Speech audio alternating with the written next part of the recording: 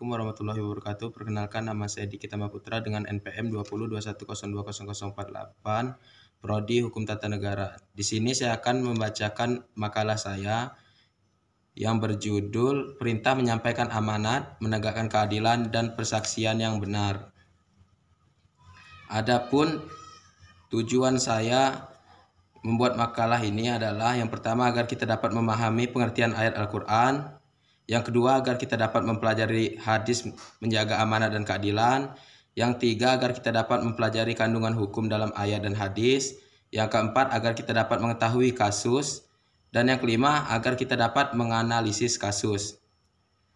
Baik, di sini kita langsung masuk ke materi. Yang pertama, ayat-ayat Al-Quran.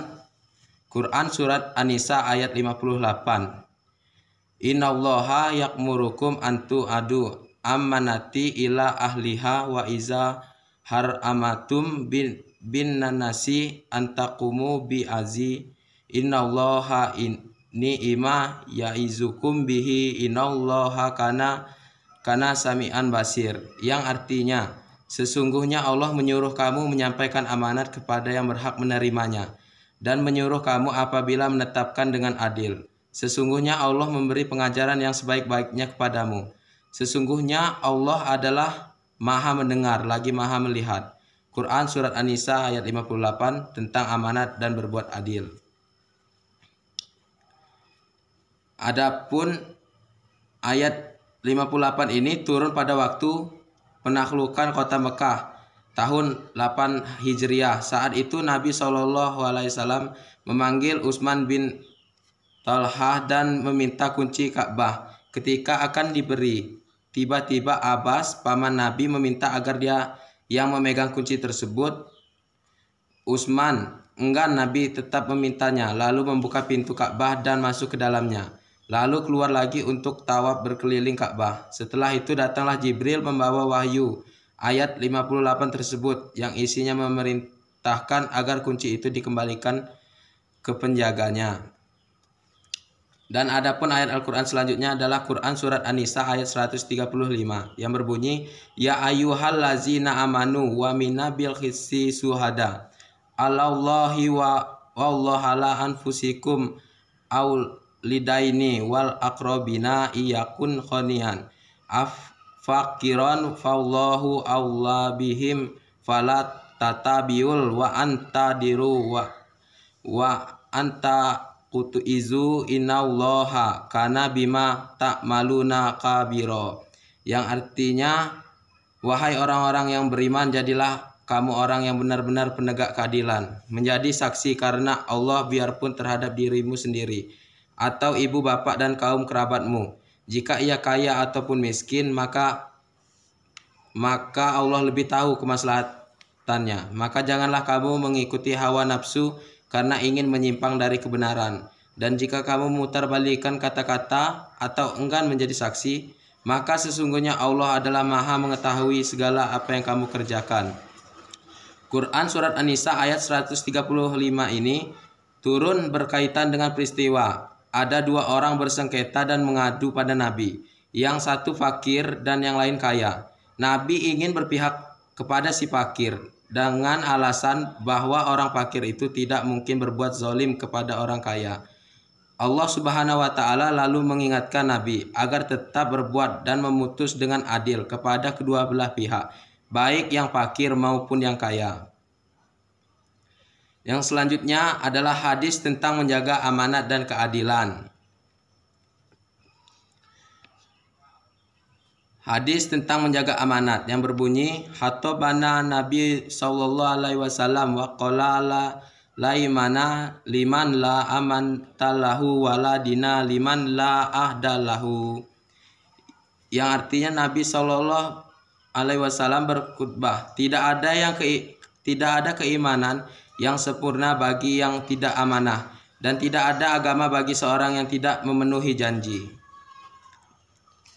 Selanjutnya adalah hadis kedua tentang keadilan yang berbunyi, wa an Nabi Hurairah radhiyallahu anhu anna Nabi sallallahu alaihi wasallam qala sab'a antum yuzilluhumullah fi zullihi yauma la zilla illa zilluhu imammu azilun wasyabun nasya fi ibadatullahi azza wa zala warajurun halbuhu ma'alakum bimasa jidi warajul lani tahaba illahi tama alaihi wa tafarraqo alaihi warajulun datrom atun sibin wajam alin faqala inni akullah warajulun tasodaqa wasodaqatun fa'ata talak innama simaluhu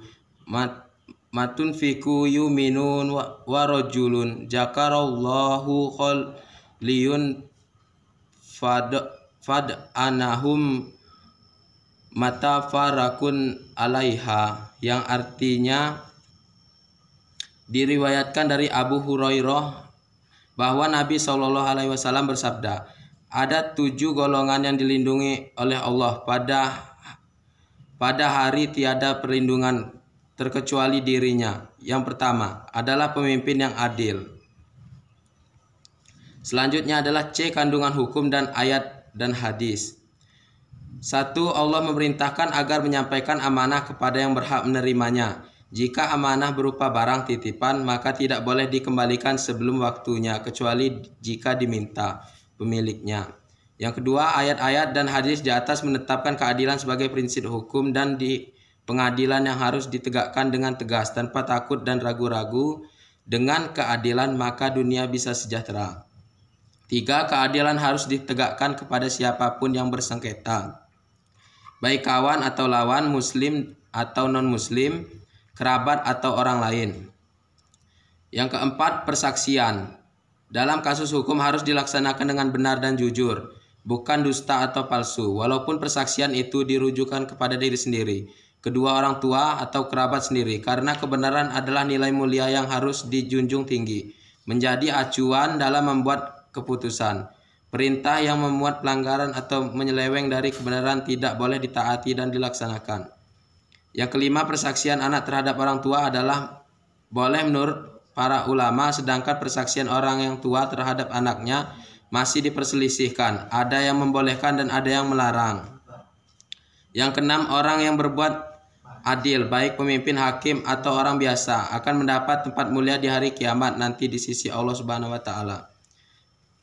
Yang selanjutnya, kasus Crazy Rich Medan, Indra Kents meminta maaf pada dan akui binomo ilegal.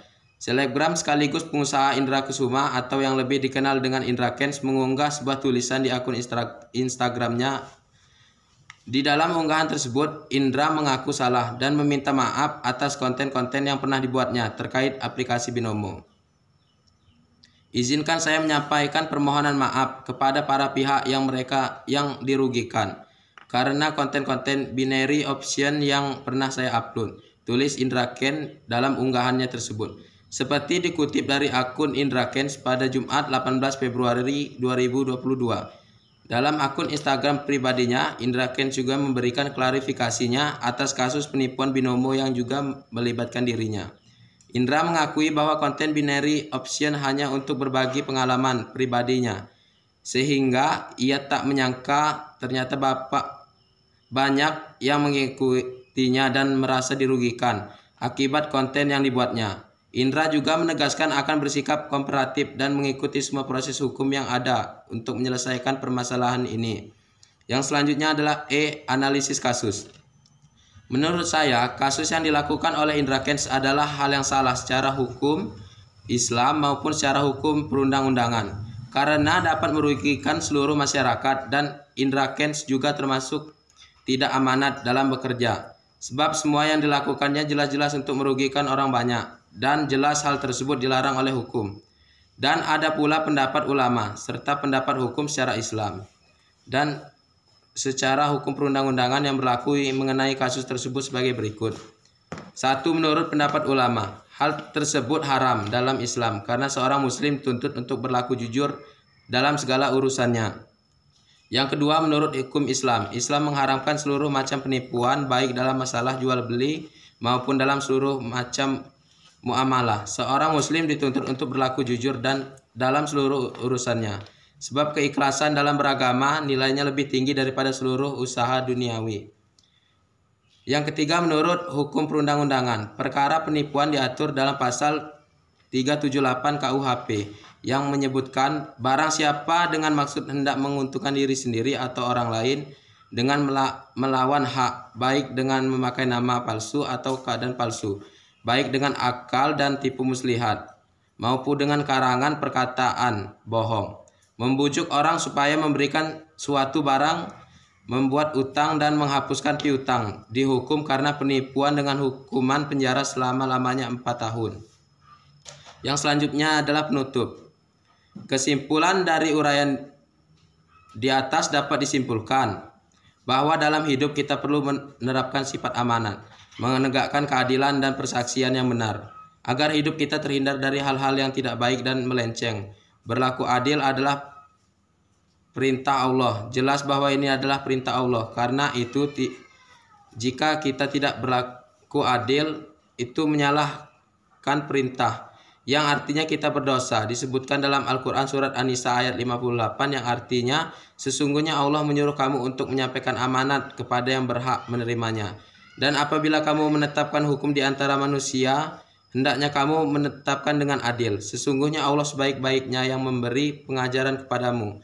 Sesungguhnya Allah mendengar lagi Maha melihat. Quran surat An-Nisa ayat 58. Dalam surah An-Nisa ayat 135 dan tafsir ayat ini menjelaskan orang-orang beriman diperintahkan agar menjadi orang yang benar-benar menegakkan keadilan di tengah-tengah masyarakat. Karenanya Allah memerintahkan kepada mereka untuk berlaku adil dalam segala hal, seperti keadilan dalam membagi waktu, menegakkan sholawat secara tetap dan tepat pada waktunya. Sekian hasil presentasi saya ucapkan wassalamualaikum warahmatullahi wabarakatuh.